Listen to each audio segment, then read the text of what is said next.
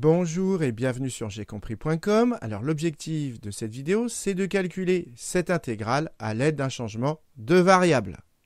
Donc maintenant, comme d'habitude, appuyez sur pause, cherchez bien cet exercice et si vous êtes bloqué, juste après, je vous donnerai une indication.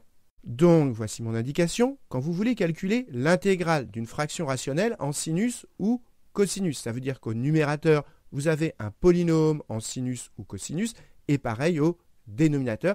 Eh bien, c'est exactement ce qu'on a ici. Au numérateur, on a le polynôme constant 1 divisé par du sinus. Ici, on a exactement une fraction rationnelle en sinus. Eh bien, quand vous êtes dans cette situation, vous devez penser aux règles de Bioch qui vont vous aider à trouver le bon changement de variable à faire. Alors, comment on fait? Première chose à faire, la fonction qui est à l'intérieur de l'intégrale avec le dx. Donc surtout, n'oubliez pas le dx. Eh bien, cet ensemble, on l'appelle oméga x. Donc ici, oméga x, c'est 1 sur sinus x. Et j'insiste, on n'oublie pas le dx qui est derrière. Et ensuite, les règles de Bioch, elles sont très simples à retrouver. On fait un cercle trigo et on se pose la question, le cosinus, qu'est-ce qui laisse invariant? Regardez ici, si ici on a x, et bien là on a moins x. Et le cosinus de x, on le lit ici. Et le cosinus de moins x, on le lit là également. Donc avec le cosinus, x ou moins x, ça donne le même résultat. Et bien du coup, on va calculer oméga de moins x. Et si oméga de moins x, eh bien ça donne le même résultat qu'avec oméga de x, et bien du coup, ça veut dire que ça laisse invariant moins x, et bien du coup, on fera le changement de variable t égale cosinus x. Et si ça ne donne pas le même résultat, eh bien il faut se poser la question, avec le sinus, qu'est-ce qui reste invariant? Si ici on a x, le sinus, on le lit ici, et donc ici, regardez, ici ça reste invariant. Et ici, on a combien? Si ici on est à x, eh bien ici, comme on est à pi, ici on est à pi moins x, et donc on calcule oméga de pi moins x, et si oméga de pi moins x est égal à oméga x, eh bien alors on fera le changement de variable t égale sinus x.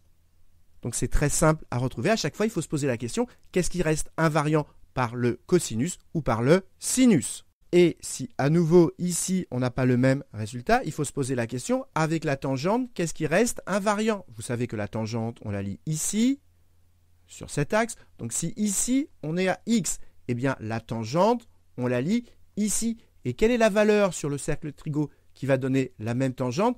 Eh bien le point qui est diamétralement opposé, ce point-là. Et comme ici on est à x, eh bien ici on est à x plus pi. Et donc ça veut dire que x plus pi, c'est invariant avec tangente x. Et donc on va se poser la question, est-ce que oméga de x plus pi, eh bien est-ce que c'est égal à oméga x?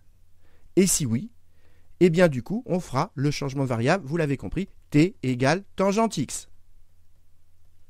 Donc appliquons les règles de Bioch. Donc on commence par calculer oméga de moins x. On y va, oméga de moins x. Donc ça veut dire que dans oméga de x, on remplace x par moins x. Donc ça fait 1 sur sinus moins x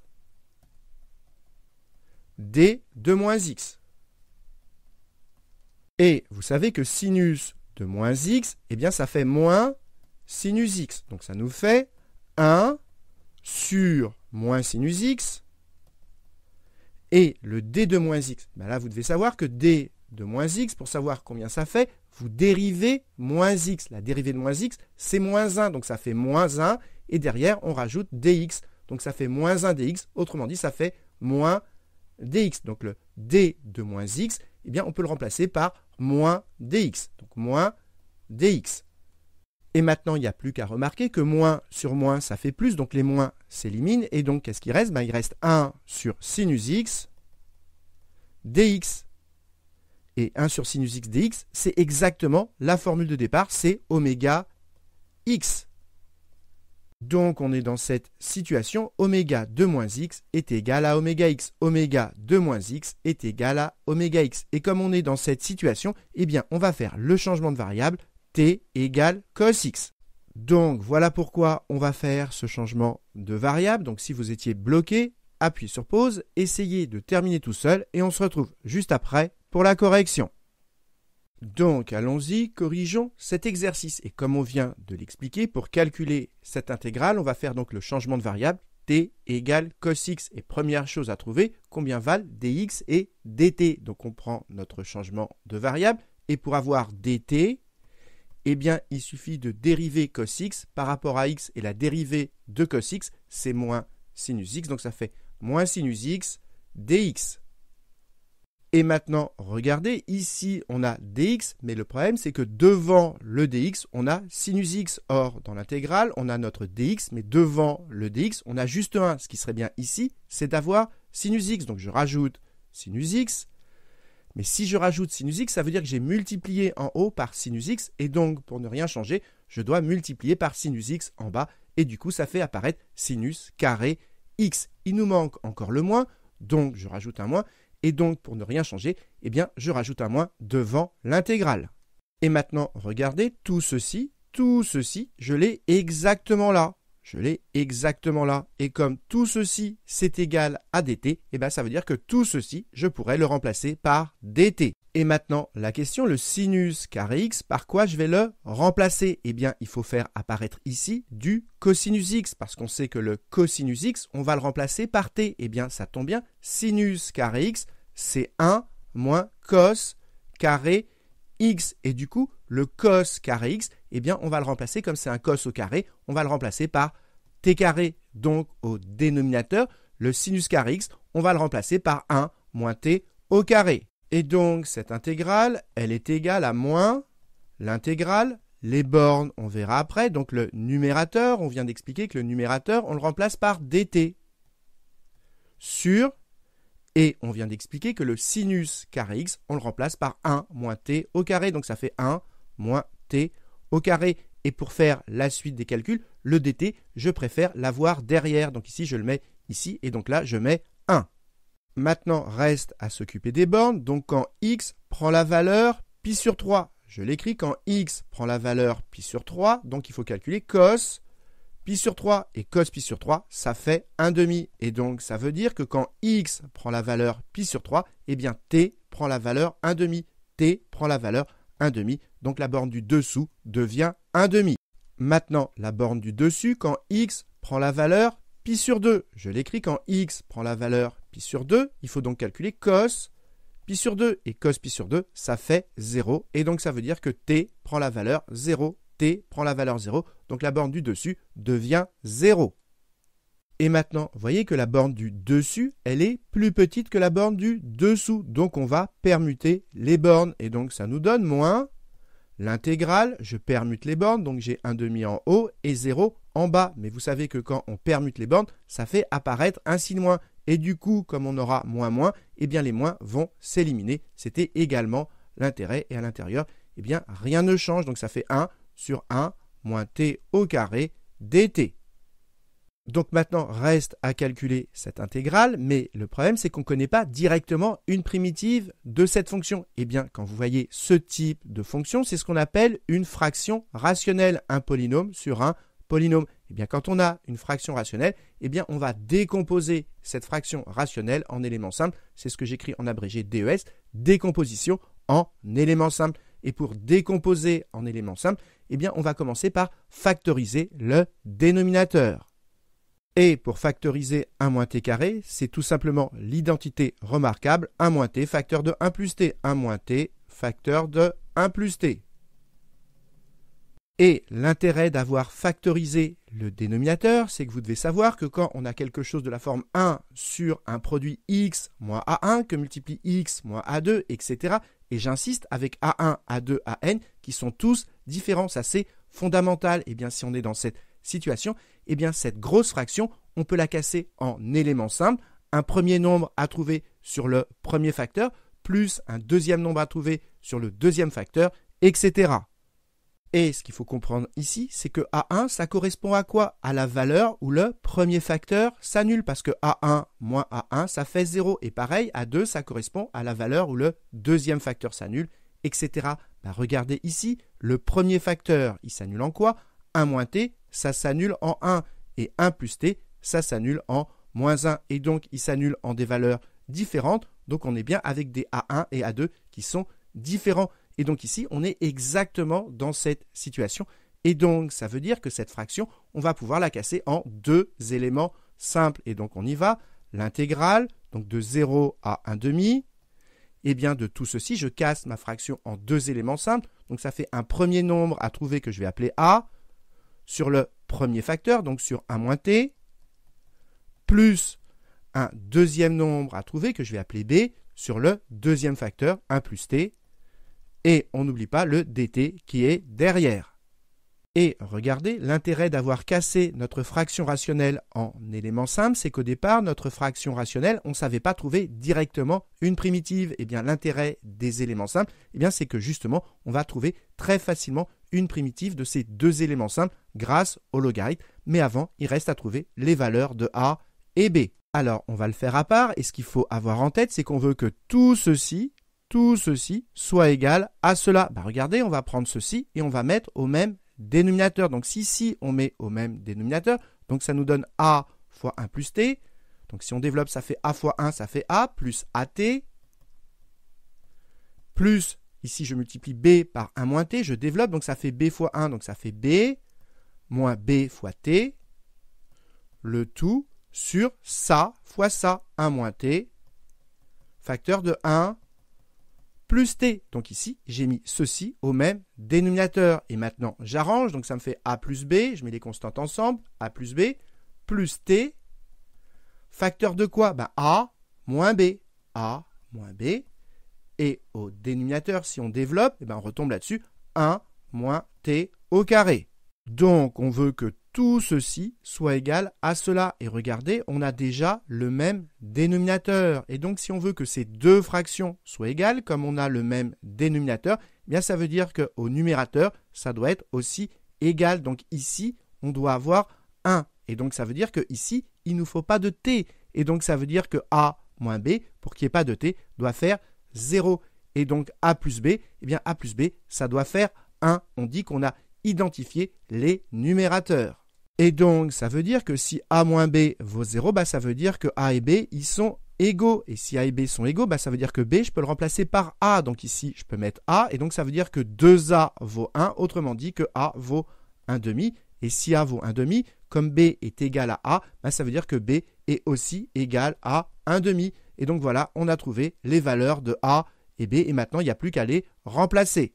Donc voilà, et pour arranger les calculs, comme ici on a 1 demi et là également, on va pouvoir mettre 1 demi en facteur et le sortir de l'intégrale. Et donc ça nous donne 1 demi de l'intégrale donc de 0 à 1 demi.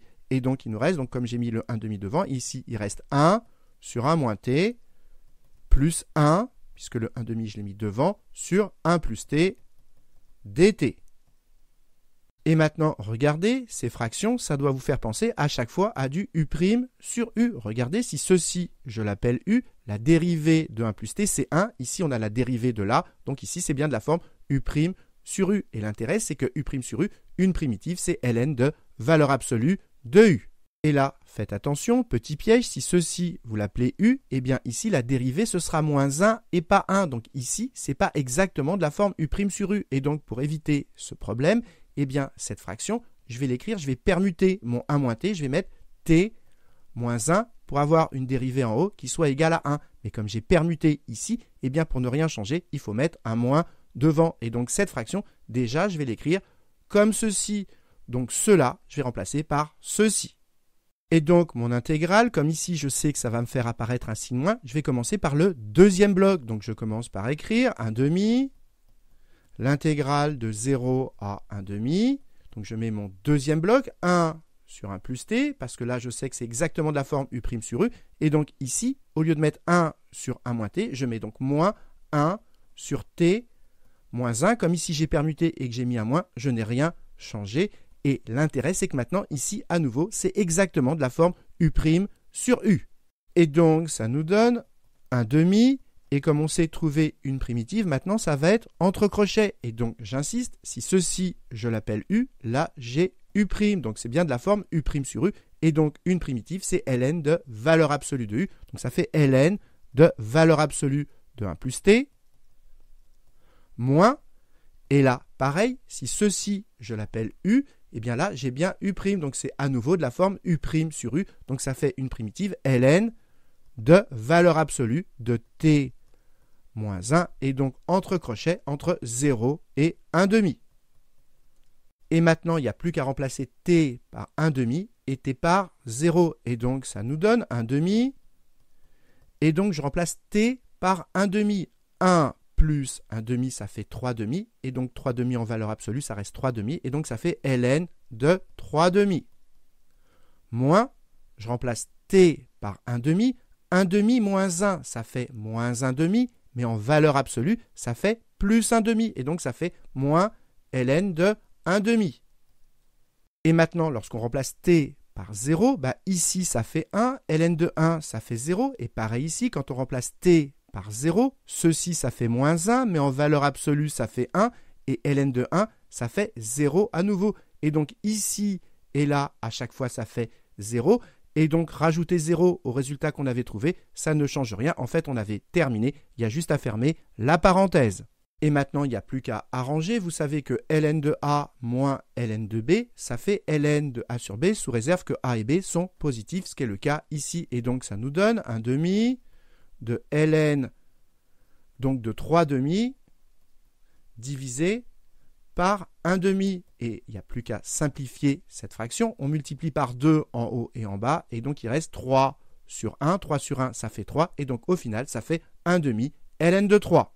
Donc voilà, on a réussi à calculer cette intégrale qui vaut 1,5 de ln de 3. Alors, il reste quand même une dernière chose à faire. Vérifier que la fonction phi qui a servi à faire le changement de variable, eh bien que cette fonction, elle est de classe C1 sur l'intervalle indiqué. Et là, je pense que ça vaut le coup de prendre un petit peu de temps pour comprendre le lien qu'il y a entre les calculs qu'on vient de faire et la formule de changement de variable qui est dans votre cours. Alors, rappelez-vous au début des calculs, pour faire apparaître ici moins sinus x dx, on avait multiplié en haut et en bas par sinus x. Et du coup, on avait obtenu, si on multiplie par sinus x, je le refais rapidement, ça fait donc sinus x au numérateur et au dénominateur, comme on multipliait par sinus x, ça faisait apparaître sinus carré x. Et ensuite, on avait vu que sinus carré x, eh bien, ça fait 1 moins cos carré x. Il reste le dx qui est derrière. Et devant, j'ai rajouté ici un moins.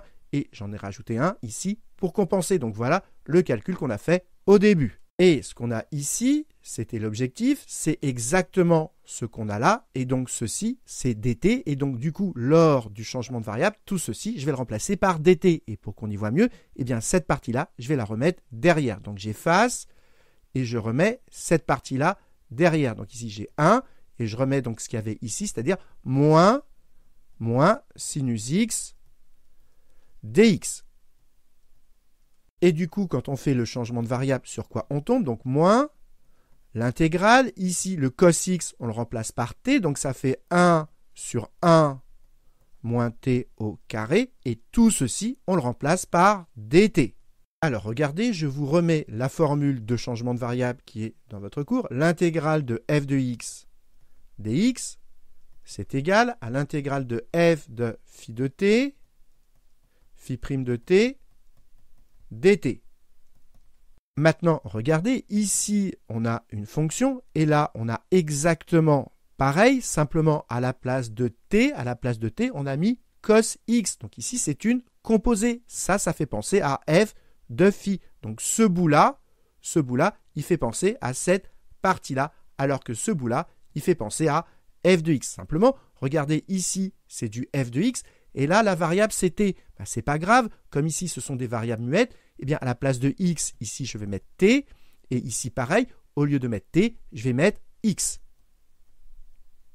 Eh bien, regardez, ce qu'on a écrit ici, ça correspond exactement à la formule de changement de variable. Cette partie-là, ça correspond à la partie droite, et ceci, ça correspond à la partie gauche. C'est écrit simplement dans l'autre sens. Donc, je vais la remettre dans le même sens que ce qu'on a là. Voilà. Et maintenant, regardez, si ceci, je l'appelle f de t. F de t, eh bien là, j'ai quoi? C'est la même structure, simplement à la place d'avoir t, j'ai cos x. Donc ici, on a f de cos x. Et si cos x, la fonction cos x, je l'appelle phi de x. Du coup, à la place de cos x, j'ai f, donc ici, j'ai f de phi de x. exactement ce qu'on voulait. Et là, regardez, qu'est-ce qu'on a? On a la dérivée. Ici, on a phi' de x. Et donc, ce que je voulais vous montrer, c'est qu'en fait, en faisant nos calculs, on a appliqué, sans s'en rendre compte, exactement la formule de changement de variable avec phi, qui est la fonction phi de x égale cosinus x. Et maintenant, il n'y a plus qu'à justifier que cette fonction phi, elle est de classe C1. Alors, sur quel intervalle? Eh bien, x, il se balade entre pi sur 3 et pi sur 2. La fonction cosinus, elle est indéfiniment dérivable sur R, donc a fortiori, elle est de classe C1 sur cet intervalle. Et maintenant, il n'y a plus qu'à mettre au propre tout ce qu'on a expliqué au brouillon. Donc voilà, je vous ai tout remis au propre ici, ce qui termine cet exercice. Donc j'espère que vous avez bien compris. Et comme d'habitude, si vous avez apprécié cette vidéo, n'hésitez pas à la liker et à vous abonner à la chaîne pour ne pas rater les nouvelles vidéos.